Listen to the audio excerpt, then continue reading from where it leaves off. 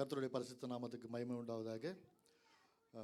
எப்பவும் போல நம்ம தியானிக்கிற அந்த வார்த்தைகள், முதலாவது வார்த்தை லூக்கா 23:34.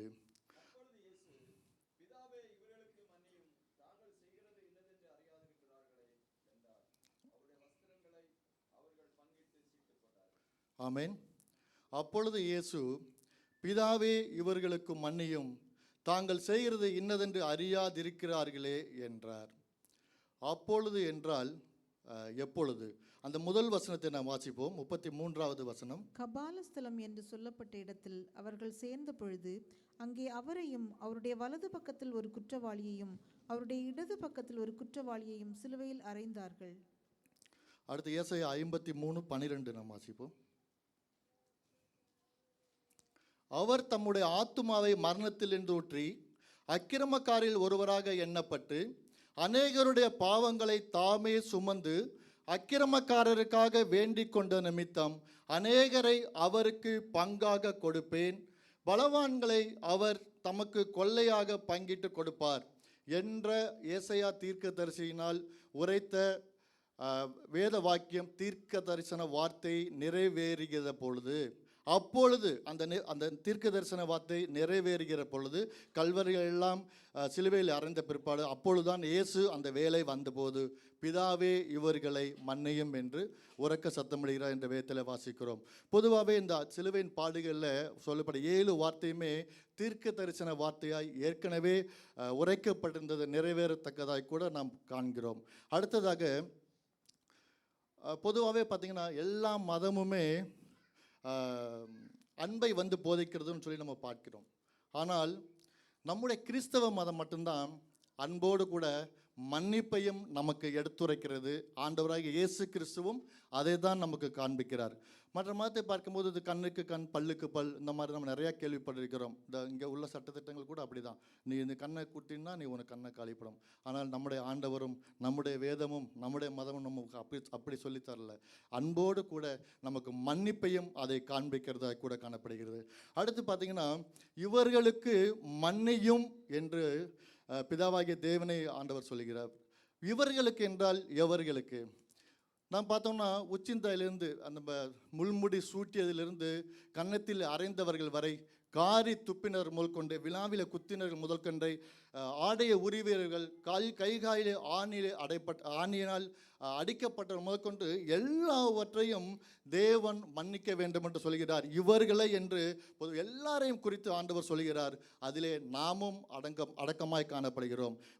நம்முடைய சிந்தையிலே செய்த பாவங்கள், நம்முடைய இருதயத்திலே எண்ணின பாவங்கள், நம்முடைய கைகாலிலே செய்த பாவங்கள், எல்லா பாவங்களுக்காக தான் ஆண்டவர் சிலுவையில், கல்வாரி சிலுவையிலே, பிதாவே இவர்களை மன்னியும் என்று, இவர்களுக்கு மன்னியும் என்று பொதுவாக எல்லாரையும் குறித்து நாம் சொல்கிறார் என்று வேதவசனத்தை நாம் வாசிக்கிறோம். இந்த வசனத்தை நாம் தியானிக்கும் போது, நேற்று கூட பிரதர் ரொம்ப அழகாக சொன்னார். இந்த வசனத்தை குறித்து பொதுவாக அவர் தேவன் 100% மனிதனாக இருந்தார், 100% தேவனாகவும் இருந்தார் என்று நாம் வாசிக்கிறோம். அப்படி பார்த்தோம்னா அவர் மனுஷனாக இருக்கிறார் என்று நாம் சொல்லும்போது பார்த்திங்கன்னா, அந்த மாமிசத்தில் இருக்கும்போது அந்த எவ்வளவு பாடுகள், எவ்வளோ வேதனைகள், அதை நம்ம வார்த்தையால் சொல்லவே முடியாது. அவ்வளோ வேதனை, அவ்வளோ பாடுகள், அவ்வளோ போராட்டத்தின் மத்தியில் பிதாவை நோக்கி சொல்கிறார், பிதாவே இவர்களை மன்னியும் என்று. நான் நினைக்கிறேன் அது 2வது ஸ்டெப்பு தான். அவர் பிதாவை நோக்கி அவர் மன்றாடுகிறார். முதலாவது, அவர் மாமிசத்தில் இருந்த நிமித்தம் எவ்வளோ ஒரு வலி, எவ்வளோ ஒரு வேதனை இருந்திருக்கும். அது எல்லாத்தையும் தாண்டி பிதாவிடத்தில் விண்ணப்பம் பண்ணுவதற்கு முன்பதாக முதலாவது தன்னை குற்றப்படுத்தியவர்களை, தன்னை கொலை பாதத்துக்கு ஒப்பு கொடுத்தவர்களை மனப்பூர்வமாய் உள்ளத்தின் ஆழத்திலிருந்து ஆண்டவராகிய இயேசு கிறிஸ்து அவர்களை மன்னித்து இருக்க வேண்டும்.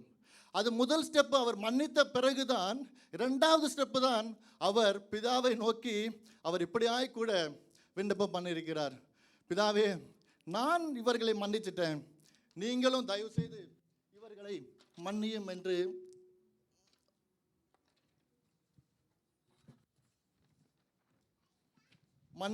அவர் இப்படியாய் கூட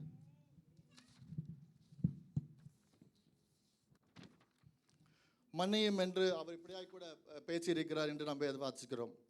அப்போ அடுத்து சொல்றார் அவரு, இவர்களுக்கு மன்னியும் சொல்லிட்டு வேண்டுதல் பண்ணிட்டு அடுத்து சொல்றாரு, ஏன் மன்னிக்கணும் அப்படின்ட்டு அடுத்த வார்த்தை சொல்றாரு, தாங்கள் செய்கிறது இன்னதென்று அறியாமல் செய்கிறார்கள்.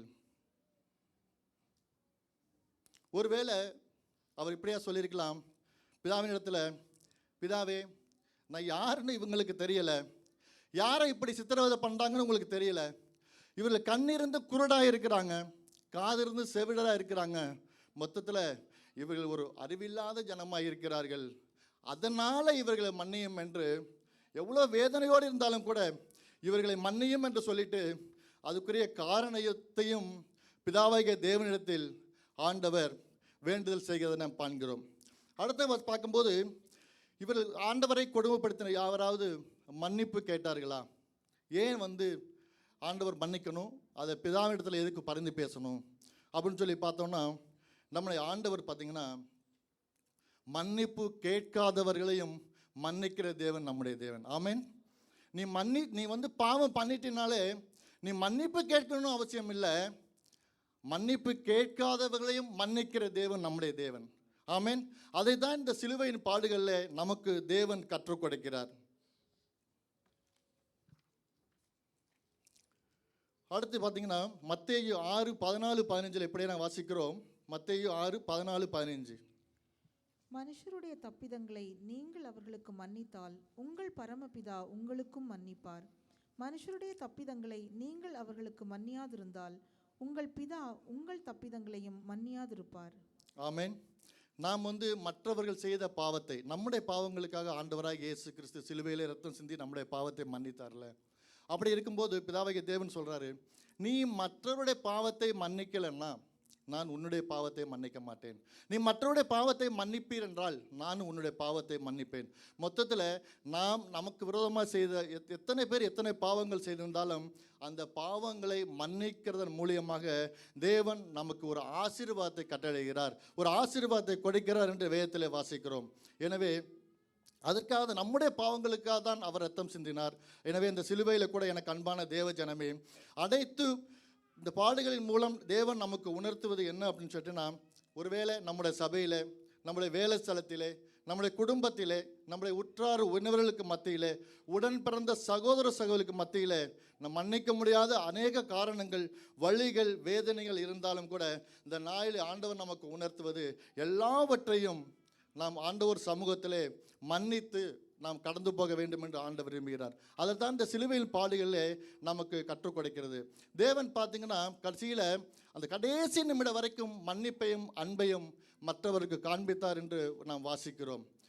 வேத பண்டிதர்கள், வேத ஆராய்ச்சியாளர்கள் என்ன சொல்கிறாங்கன்னா, ஆண்டவருடைய மரணத்துக்கு பிறகு, அவர் உயிர்த்தெழுந்த பிறகு யார் யார் அவரை சித்திரவதை செய்தார்களோ, யார் யார் அவரை கொடுமைப்படுத்தினார்களோ அவர்கள் எல்லோரும் மனம் கசந்து அழுது ஆண்டவருடைய சமூகத்திலே, ஐயோ இப்படியேப்பட்ட ஒரு தேவனை நான் மரணத்துக்கு ஆக்கினைக்கு உள்ளாக்கினமே என்று வேதனைப்பட்டு அநேகர் மனம் திரும்பினார்கள், அநேகர் ரட்சிக்கப்பட்டார்கள் என்று வாசிக்கிறோம். இன்னும் அநேகர் என்ன சொல்கிறாங்கன்னா, இரத்த சாட்சியாய் மரித்தார்கள் என்று வேத வல்லுநர்கள், ஆராய்ச்சியாளர்கள் சொல்லி இருக்கிறார்கள். எனக்கு அன்பான தேவ ஜனமே, எனக்கு அன்பான சகோதர சகோதரிகளே, ஒருவேளை நமக்கு விரோதமாக எவ்வளோ பேர் அதிகமாக காயப்படுத்திருக்கலாம், அசிங்கப்படுத்திருக்கலாம், அவமானப்பட்டிருக்கலாம், கொடுமைப்படுத்திருக்கலாம், ஏளனமாக பேசியிருக்கலாம். அதெல்லாம் நமக்கு ஒருவேளை பெருசாக தெரியும். இதே ஒரு சைடு இருந்தாலும் அப்படி நம்ம கம்பேர் பண்ணி பார்க்கும்போது ஆண்டவர் நமக்காய் எவ்வளோ பாடுகள், எவ்வளோ கொடுமைகள், எவ்வளோ வேதனைகள், எவ்வளோ அவமானங்கள், இதையும் கம்பேர் பண்ணி பார்த்தோம்னா ஆண்டவருடைய அவமானங்களுக்கு முன்னாடி நாம் பட்ட அவமானம் ஒன்றுமே இல்லை. அவரோட அசிங்கத்துக்கு முன்னாடி நாம் பட்ட அசிங்கம் ஒன்றுமே இல்லை. முதலாவது இந்த பாடுகள் நமக்கு சிலுவையின் பாடுகள் நமக்கு கற்றுக் கொடுக்கிறது.